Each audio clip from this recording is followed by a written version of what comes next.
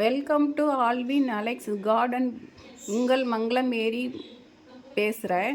இன்றைக்கி நம்ம எதை பற்றி பார்க்க போகிறோம் அப்படின்னா, இரும்பு கடாயில் நம்ம அவரைக்கீரை அவரைக்காயை எப்படி பொரிக்கலாம் அப்படிங்கிறத நம்ம பார்க்கலாம். அதை பற்றி பார்க்கலாம். இரும்பு கடாயில் பொதுவாகவே இரும்பு கடாயில் நம்ம என்ன செய்யலாம் அப்படின்னா, நம்ம வடை சுடுவோம், பூரி செய்வோம். பூரி வடை சுட்டெடுக்கணும் எல்லாத்துக்குமே எண்ணெய் சட்டியாக யூஸ் பண்ணுவோம். நானும் அதை மாதிரி தான் இதை வந்து எண்ணெய் சட்டியாக யூஸ் பண்ணுவேன். எப்பயுமே எண்ணெய் சட்டியாக தான் யூஸ் பண்ணுவேன். அப்போ சமயத்துக்கு நான் ஏதாவது பொரிக்கணும், காய்கறியெல்லாம் பொரிக்கணும் வைக்கணும் அப்படின்னாலும் இதை யூஸ் பண்ணுவேன். உருளைக்கிழங்கு வறுக்கிறதுக்கு யூஸ் பண்ணுவேன். நல்லாயிருக்கும் ஃப்ரை பண்ணுறதுக்கு. இந்த இரும்பு கடாய் யூஸ் பண்ணால் நல்லாயிருக்கும். அதுக்கப்புறம் அவரைக்காய் பொரிக்கிறதுக்கு யூஸ் பண்ணுவேன். அவரைக்காய் பொரிக்கிறதுக்கு இந்த இரும்பு கடாய் யூஸ் பண்ணோம் அப்படின்னா ரொம்ப நல்லாயிருக்கும். அவரைக்காய் ரொம்ப ஃப்ரை ஆகி நல்லா வரும். அதே போல் வெண்டைக்காய் வந்து இதில் பொரிச்சு எடுக்கலாம். அதுவும் செம்ம டேஸ்ட்டாக இருக்கும்.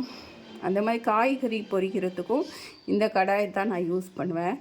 நல்ல கனமான இரும்பு கடாய் இது.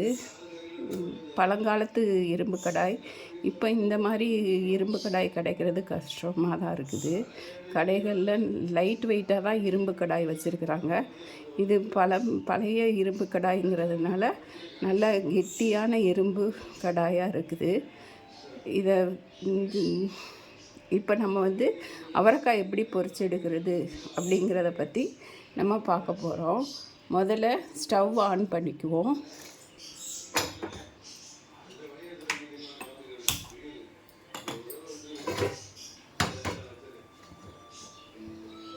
ஸ்டவ் ஆன் பண்ணியாச்சு. இப்போ ஸ்டவ் ஆன் பண்ணி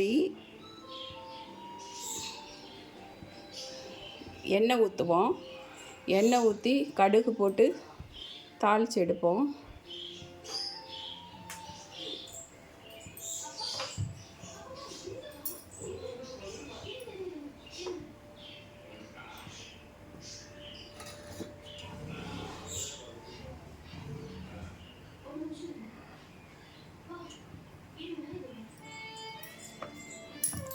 எண்ணெய் ஊற்றுறதுக்கு அது சட்டியில் கொஞ்சம் தண்ணி இருக்குது. தண்ணி சுண்டுற வரைக்கும் கொஞ்சம் அடுப்பில் இருக்கட்டும். தண்ணி எல்லாம் சுண்டுன பிறகு தான் நம்ம வந்து எண்ணெய் ஊற்ற முடியும். அதுக்காக கொஞ்சம் வெயிட் பண்ணிகிட்ருக்கிறேன். தண்ணி சுண்டட்டும்.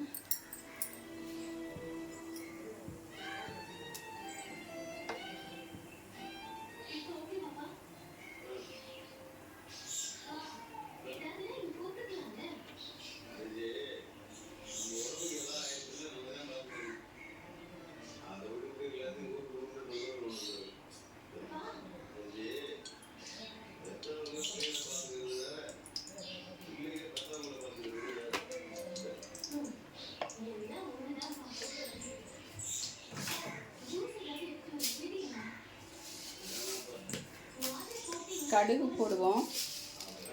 கடுகு போட்டாச்சு. கடுகு வெடிச்ச உடனே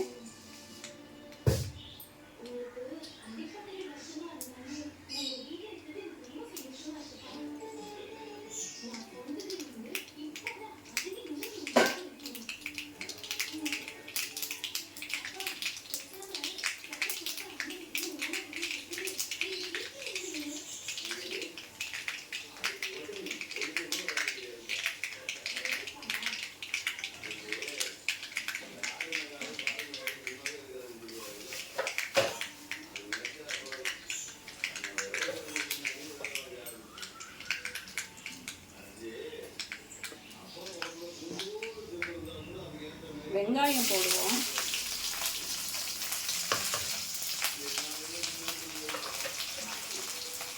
கூடவே 2 பச்சை மிளகாய் போடுவோம்.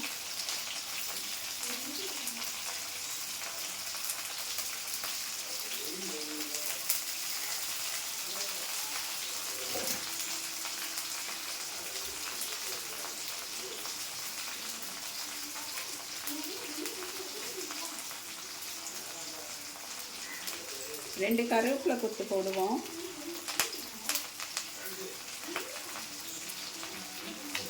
இப்போ இதை நல்லா வறுத்து எடுப்போம்.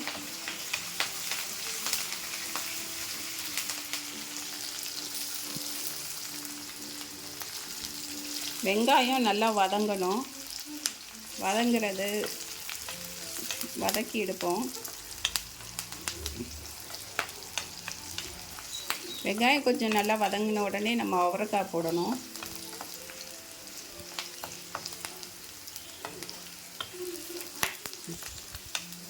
போதும், வெங்காயம் நல்லா வதங்கி வந்துருச்சு.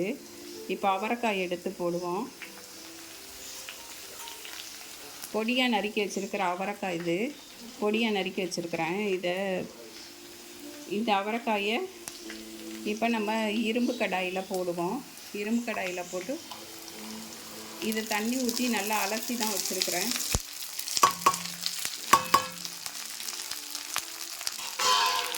இரும்பு கடாயில் அவரைக்காயை போட்டுட்டோம். இப்போ இதை நம்ம ஃப்ரை பண்ணி எடுப்போம்.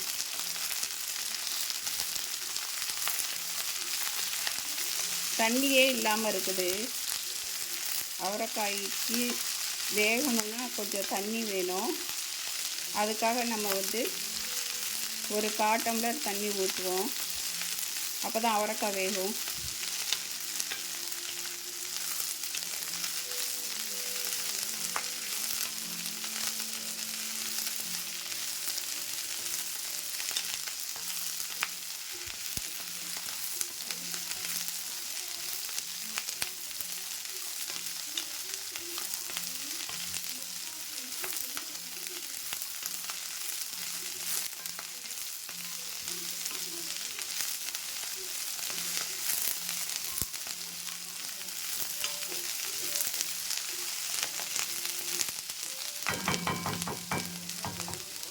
கொஞ்சம் வதக்கி விட்டுட்டேன்.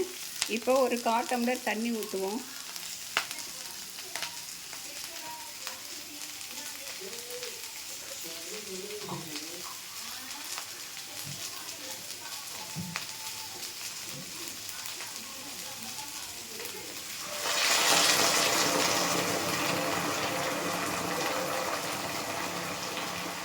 அவரைக்காய் வேகிற அளவுக்கு நான் தண்ணி ஊற்றிட்டேன்.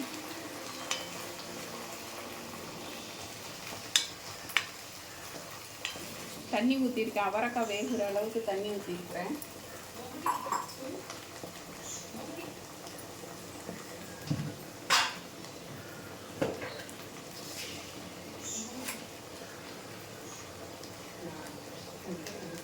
தேவையான அளவு உப்பு போடுவோம்.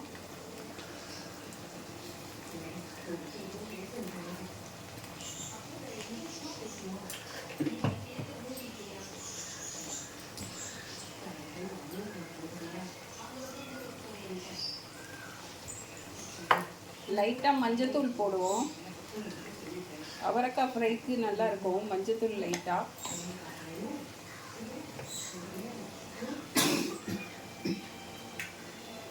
லைட்டாக சீரகமும் கொஞ்சம் போடுவோம். சீரகம் சாப்பிடும்போது நல்லாயிருக்கும், நம்ம செரிமானத்துக்கும் நல்லது. அதனால் லைட்டாக கொஞ்சம் சீரகமும் மஞ்சத்தூளும் போட்டிருக்கேன்.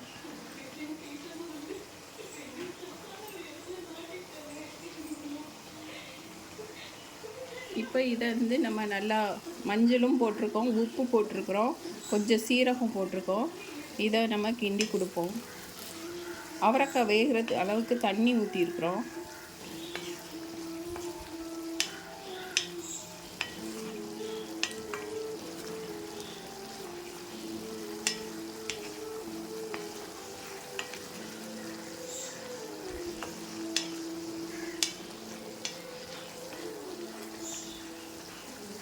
இரும்பு கடாயில் நம்ம செய்கிறதுனால நம்மளுக்கு தேவையான இரும்பு சத்தும் சேர்ந்து கிடைக்கும் இந்த காயோடு சேர்த்து.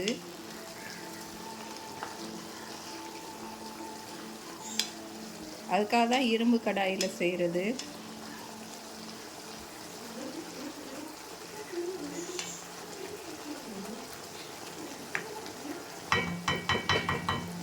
சரி, இது வேகட்டும்.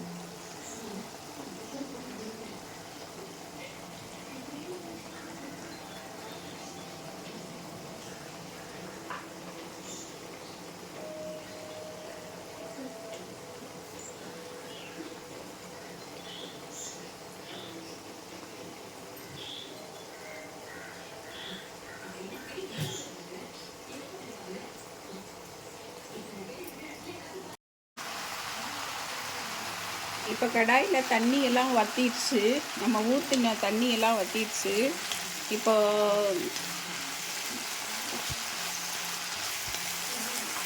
நல்லா அவரைக்காயும் நல்லா வெந்து வந்துருச்சு. இன்னும் கொஞ்சம் தான் நம்ம கொஞ்ச நேரம் அந்த எண்ணெய் ஊற்றிருக்கிற எண்ணெயில் ஃப்ரை பண்ணி எடுத்தோம் அப்படின்னா அவரைக்காய் ஃப்ரை ஆகும். இப்போ தான் தண்ணி வற்றிருக்கு, இந்த கொஞ்சம் தண்ணி இருக்குது பாருங்கள், கொஞ்சம் கொஞ்சம் தண்ணி இருக்குது. இந்த தண்ணியெல்லாம் வற்றி முடிஞ்சிட்டு அதுக்கப்புறம் கொஞ்சம் ஃப்ரை பண்ணணும். அப்படி ஃப்ரை பண்ணும்போது தான் அவரைக்காய் ஃப்ரையாக மாறும். தண்ணி இருக்கிற வரைக்கும் ஃப்ரை ஆகாது, தண்ணியும் அவரைக்காயுமா சேர்ந்து பின்னினமான இருக்கும். தண்ணி ஃபுல்லாக வற்றின பிறகு பார்த்தோன்னா அந்த அவரைக்காய் உதிரி உதிரியாக வந்து ஃப்ரை ஆகும்.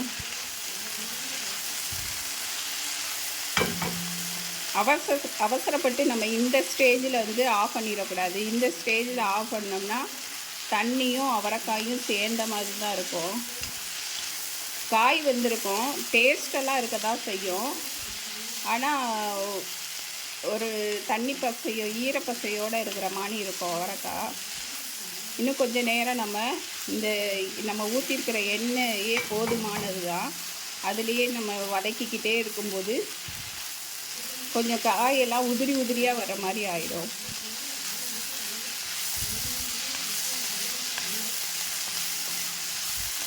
உதிரி உதிரியாகி ரோஸ்ட் ஆகும், நல்லா ரோஸ்ட் ஆகும். இப்போ ரோஸ்ட் ஆகிட்டுருக்குது. இப்போ நம்ம ஊற்றின தண்ணியெல்லாம் எதுவுமே இல்லை.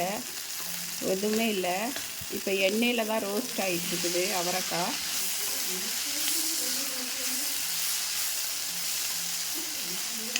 நம்ம இப்போ தேவையான அளவுக்கு ரோஸ்ட் பண்ணிக்க வேண்டியதான். எந்த அளவுக்கு நம்மளுக்கு ஃப்ரையாக வேணுமோ அந்த அளவுக்கு இதை வந்து ஃப்ரையாக போட்டு எடுத்துக்கலாம். நாங்கள் 2 பேரும், நானும் என் வீட்டுக்காரரும் ரொம்ப ஃப்ரை ஆகிற அளவுக்கு வச்சு சாப்பிட மாட்டோம். ஓரளவுக்கு இருந்தாலே எங்களுக்கு போதுமானதாக இருக்கும். அதனால் நான் இதோடையே ஆஃப் பண்ணுறேன். இதுக்கு மேலே எனக்கு ஃப்ரை தேவையில்லைன்னு நினைக்கிறேன். அதனால் இப்படியே ஆஃப் பண்ணலான்னு நினைக்கிறேன். பிள்ளைங்க எல்லாம் வீட்டில் இருந்தாங்க அப்படின்னா நல்லா ரோஸ்ட் பண்ணி கொடுப்பேன்.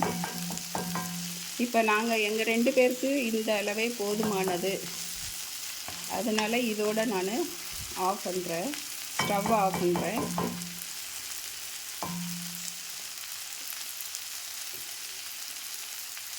அவ்வளோதான், அவரைக்காய் ஃப்ரை ரெடி ஆயிடுச்சு. இனி எடுத்து சாப்பிட வேண்டியது தான். பாய் பாய், see you.